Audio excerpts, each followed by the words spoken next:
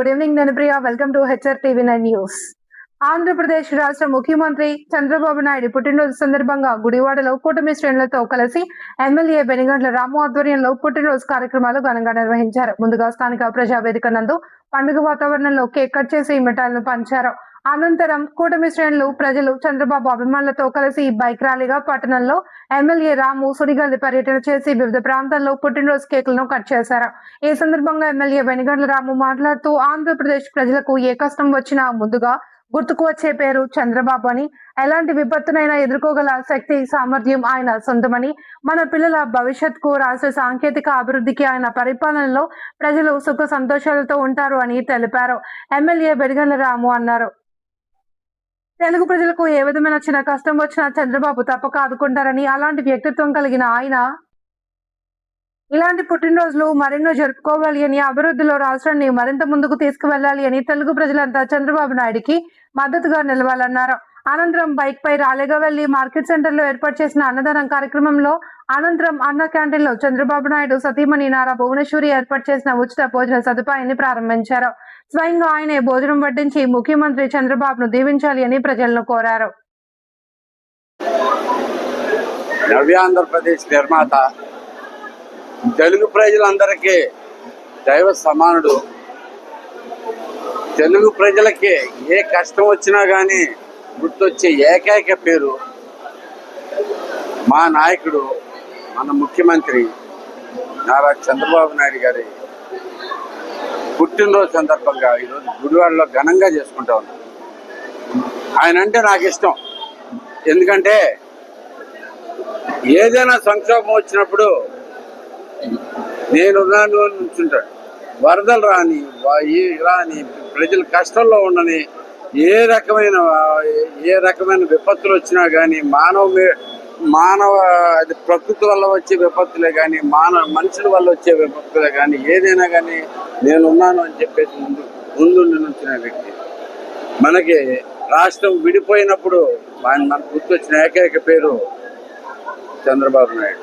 అలాగే వరదలు ముంచెత్తి విజయవాడ నగరం మొత్తం ఇచ్చినప్పుడు కానీ, వైజాగ్లో హుదూద్ తుఫాన్ వచ్చి నీళ్ళు వచ్చినప్పుడు కానీ మనకు గుర్తొచ్చే పేరు నారా చంద్రబాబు నాయుడు.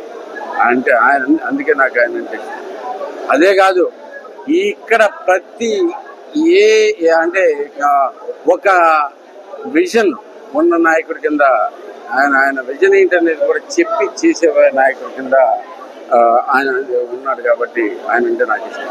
ఒకసారి చూసుకుంటే సైబరాబాద్ అంటే ఎంత అవుతుంది అనేది ఎవరు ఊహించిన రోజుల్లోనే మనకి ఆయన ఊహించి కలగని ఆ కళను నిజం చేసి చెప్పాను. అలాగే ఇప్పుడు ఇప్పుడు కూడా కొత్త కళ అంటున్నాడు. ఒక 2047 కల్లా మనకి ఆంధ్ర ప్రపంచంలోనే తెలుగు జాతి నెంబర్ 1గా ఉండాలని కలగంటున్నాడు. ఆ కళకి నెరవేరే విధంగా అన్ని రకాలు చేస్తాం, అన్ని రకాల కార్యక్రమాలు చేసుకుంటూ వస్తున్నాం. ఎంత అభివృద్ధి కోసం ఎంత తప్పలు పడుతున్నాం.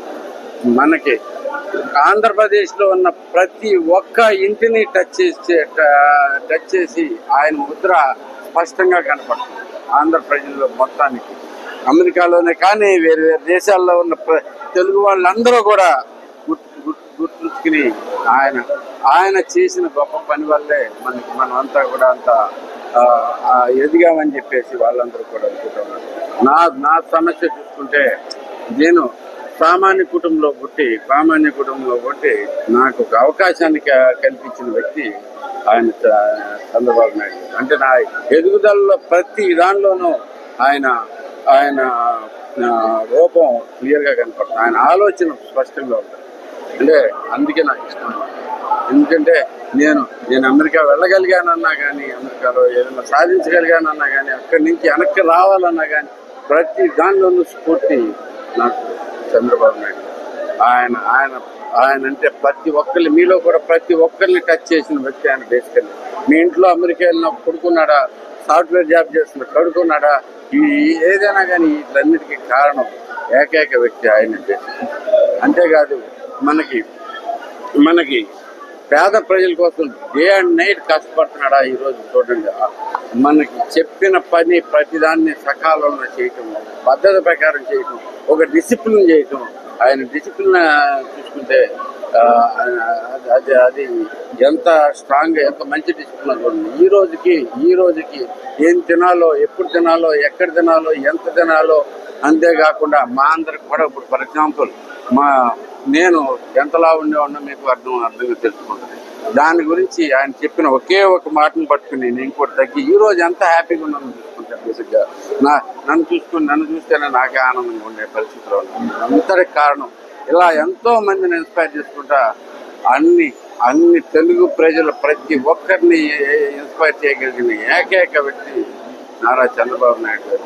అలాంటి మహానుభావుడు జన్మదినోత్సవం మనం ఇంత ఘనంగా ఇక్కడ గుడివాడలో జరుపుకుంటాం. మన అదృష్టం అది. అలాంటి వాటిని గుర్తుపెట్టుకుంటూ ఆయన చూపించిన బాటలో పొద్దాకా ఇప్పుడు చూపిస్తున్న బాటలో, ఇప్పుడు నడిపించే బాటలో ఆయన నిర్మించబోయే నవ్యాంధ్రలో విజన్ 2047లో మనం అందరం కూడా భాగమయ్యి మనం అందరం కూడా ఆయన కళలు నెరవేర్చడం కాదు, మన కళలు కూడా నెరవేర్చుకుందాం అని చెప్పేసి.